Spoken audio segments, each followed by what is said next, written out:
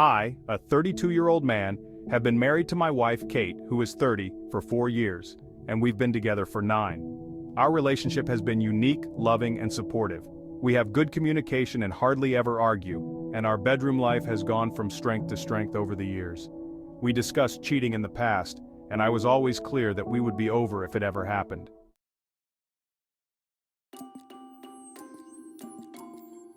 Kate went home to visit her family last weekend, which was fairly normal. Before she left on Friday night, we had a minor argument about keeping the house tidy, so our communication was limited on Saturday. However, I knew she was going out to meet some friends at a bar. I trusted her 100%, so I didn't think anything of it. Before I fell asleep, I texted her saying that I hoped she had a nice night. When I woke up on Sunday morning, I had a missed call from Kate at 4 a.m., so I immediately called her to check if she was okay, but no answer. After a few hours, I tried again a few times, but still no answer. Around an hour later, I got a message saying she was fine and was driving back soon.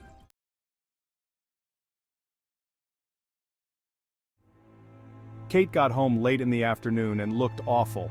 She had clearly been crying, was not wearing any makeup, which was unusual for her, and looked like a shell of a person.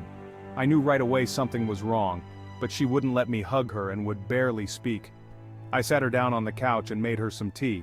I gently encouraged her to tell me what was wrong, and she burst into uncontrollable tears for at least 10 minutes while I was trying to comfort her. She then proceeded to tell me, stopping every few words, that she had slept with someone the night after the bar. At that moment, something in my brain broke. I can't describe it any other way.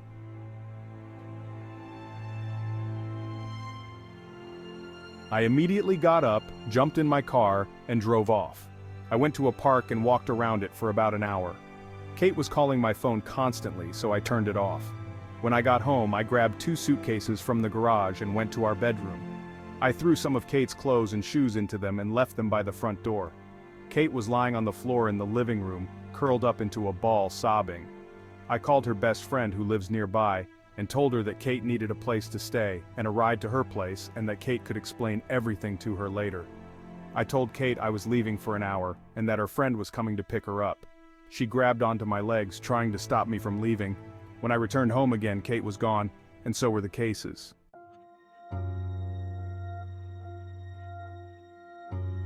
On Monday, with a clearer head, I answered one of Kate's many calls and told her that I needed her to send me an email with as many details as possible of that night.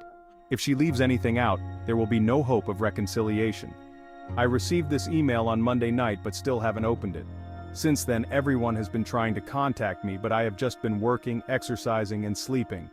One of her friends turned up at my house with an attitude demanding an explanation.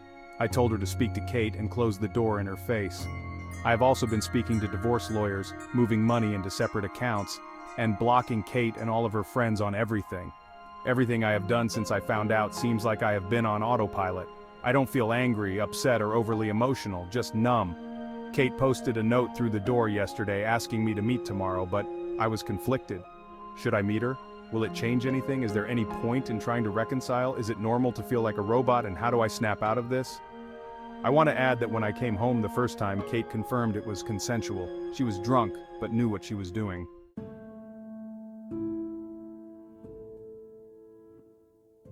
Update 1. After reading your comments, I decided to meet with Kate but not read the email. Kate came to the house yesterday, and when I opened the door, she looked terrible. I'm so sorry. Please, can we talk? She tried to hug me and started mumbling apologies, but I stopped her and we sat down to talk. I started by telling Kate that I would be recording the audio of the conversation, and she agreed. I then asked her to explain what had happened, and said to her that I hadn't read the email she had sent. I was at the bar with 2 friends, and like both of them. And I had a few glasses of wine and a cocktail. I was only slightly tipsy. Sarah's younger brother, Max, came to pick us up around midnight. It's a running joke that Max has had a major crush on me since high school. The 4 of us went to get some food, and Max dropped each one off until it was just him and me. I didn't want him to drive 20 minutes to my parents' place after working that day, so I decided to order an Uber from his apartment, but I couldn't get one. Max suggested I crash in his bed, and he would take the sofa, then drop me off in the morning. I refused, and kept trying to find an Uber. We were sitting on Max's bed, and he kissed me. I kissed him back, and we ended up having sex. After that, I broke down crying from guilt, and Max took me home. I cried for another hour, then tried to call you to tell you what I had done. It was a huge mistake. I got caught up in the moment. It was terrible. I only love you. We had to stop a number of times because Kate kept breaking down and crying hysterically. After she was done, I told her that her story didn't make sense, but it didn't matter because I was done. This caused another breakdown. I told her I was going to continue with the divorce preparations, but for the next month, we would be separated with no contact. I also told her that we would both remain faithful, would get a full STD panel, and would tell our mutual friends and family what happened. If she sticks to these conditions, I would be willing to meet again to see if there was any way forward other than divorce. I understand, and I agree to all of this, but I don't expect you to stay faithful to me. I know many of you will criticize this decision, but I need to be 100% certain that divorce is the right option after I have had time to process everything that has happened. I am still 99% sure that is where we are heading, but I need to be 100% certain.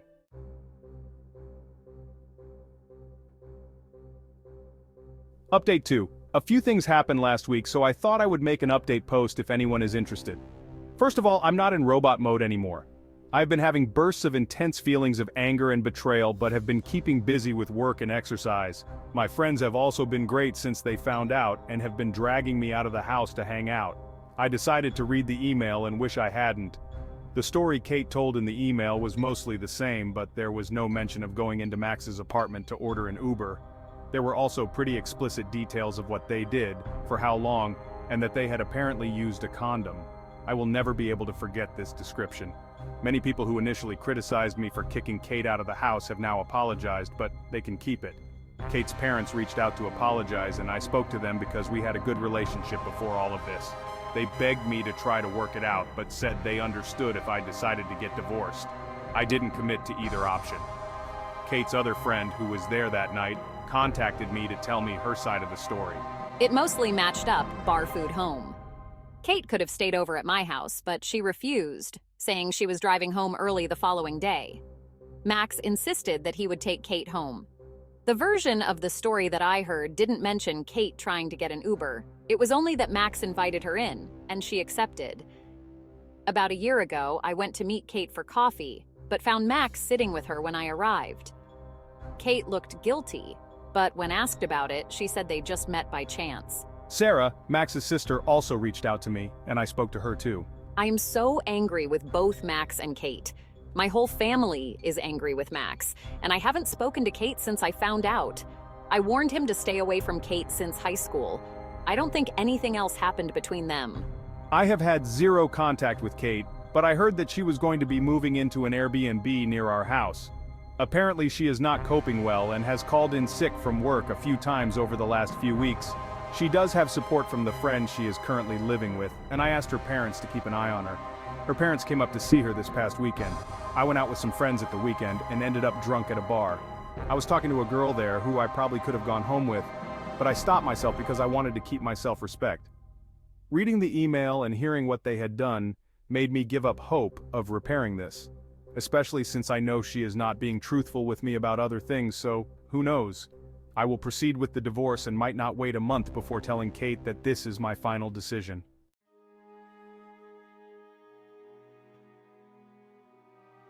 Update 3. I debated posting this update, but a lot of people seem to be invested in this mess, so here it is. Apologies in advance if this is TMI. Kate sent me an email last week asking me to pick up some things she needed for work. My lawyer told me not to prevent her from having access to the house or her possessions, so I reluctantly agreed that she could come over on Thursday night when I would be at the gym. I told her to be out by 7:30, but when I got home at 8, she was still there. When I walked in, she had left a few work-related items next to the stairs and she was chopping vegetables for dinner. She looked amazing with her hair and makeup done, and she was wearing one of the dresses I liked. The whole place had been tidied and cleaned. I calmly asked her to leave immediately, and she made her way to the door. However, she stopped and asked if we could speak. I should have said no, but I eventually agreed. We sat down and talked for around an hour, jumping from topic to topic. Again, I told her I would record the audio, and she agreed. I started by asking her if she had kept her side of the agreement we made the last time we spoke. I have taken an STI test, which was all negative, and a pregnancy test, which was negative. My STI test was negative too, thankfully. I haven't been with anyone else and have told a few friends and family what happened, and many of them are angry and are not speaking to me. I asked a lot of questions that had been turning over in my mind for the last few weeks. She confirmed that her reason for going into Max's apartment, the Uber story, was BS. She said he invited her in for a drink, and she agreed, knowing at some level that something was going to happen. She can't explain why she did this other than being selfish and enjoying the attention. She also confirmed that she had texted Max a few times over the years because he would shower her with compliments and make her feel good. He would always initiate, and she was apparently careful not to lead him on. She said she had never sent him explicit messages or pictures. Kate also told me that they had hooked up about 6 months before we got together but never had sex. She admitted that she was always a bit curious. Her story about being caught at the coffee shop was that Max texted her asking what she was up to, and she told him where she was. He then turned up. She swore this was the first time they had ever done anything since we had been together. Nothing was missing in our relationship, and I hate myself for ruining our perfect marriage and causing you so much pain. I told her that I still didn't believe her story and that there was no point in continuing the conversation. What do I need to do to make this right?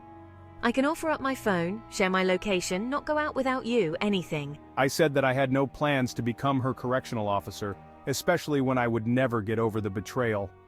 Things then took an unexpected turn, which caught me entirely off guard. Can you turn off the audio recording? I have something private I want to discuss and don't want other people to hear it. I refused and she reluctantly continued. Have you been involved with anyone else sexually since all of this happened? It's okay if you have. I told her no, and she said that I must be going crazy. We used to have sex almost daily, and started talking dirty about all of the things I could do with and to her. This involved a lot of kinky things that I had wanted to try or had only done a few times. She said she wanted to meet my needs, even if we did not get back together. She said we could have as many threesomes as I wanted from now on, or we could be open on my side only, and she would even find partners for us, me. She was trying very hard to turn me on, and I stayed silent until she asked who I wanted to have a threesome with. For some reason, I mentioned the name of her co-worker, who was 5 years younger than Kate and a total knockout. This surprised her, but she was in too deep and asked me what I wanted to do with her. I went into detail about a pretty hardcore scenario, and Kate encouraged me until I said that she would watch. This again caught her off guard, but she went along with it. Later on, I realized that I only said all of this as a petty attempt to hurt Kate, which I don't feel good about. She was obviously convinced that her plan was working. So she pulled up her dress and got into my favorite position on the couch, begging me to have sex with her. I'll admit that for a few seconds my body reacted even though my head was not in the game. Everything suddenly came into focus, and the content of her email came flooding into my head. I can't explain why, but I started to laugh, not just a chuckle, but a full-on belly laugh. She looked hurt and moved away, then began to cry. I told her it was time for her to go, and she left quickly, probably due to the embarrassment. I also said she needed to hurry up and get a lawyer because we were getting divorced. The post-nut clarity after she left confirmed that I had dodged a bullet. I have a meeting with my lawyer later this week and want to move forward with the divorce as quickly as possible. What do you think? Should Kate get a second chance, or is divorce the right move?